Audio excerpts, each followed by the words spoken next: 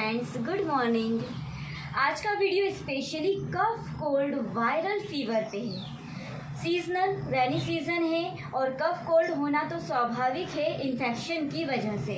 तो हम ऐसी कौन सी मुद्रा लगाएं जिससे हमारी इम्यूनिटी अंदर से डेवलप हो और हमें बार बार कफ कोल्ड भी ना हो और फीवर भी ना आए। तो इसके लिए आज हम करने जा रहे हैं भ्रमर मुद्रा की प्रैक्टिस। भ्रमर मुद्रा लगाने के लिए सबसे पहले आप कंफर्टेबल पोजीशन में बैठ जाएं। स्पाइन स्ट्रेट होनी चाहिए। आप किसी भी आसन में बैठ सकते हैं और कहीं भी बैठ सकते हैं।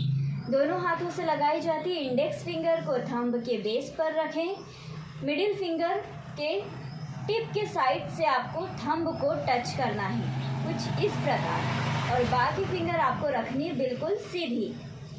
भ्रमर मुद्रा लगाकर आंखों को बंद करके आपको गहरी लंबी सांस अपने चेस्ट में लेना है और चेस्ट से ही छोड़ना है। सांस लें, धीरे धीरे छोड़ें। आपको भ्रमर मुद्रा की प्रैक्टिस टोटल 15 से 20 मिनट करना है और खाली पेट करना है। डेली बेसिस पे आप यह मुद्रा की प्रैक्टिस करेंगे तो बार बार हो रहे कफ कोल्ड और बार बार आ रहे फीवर से आपको रिलीफ मिलेगा।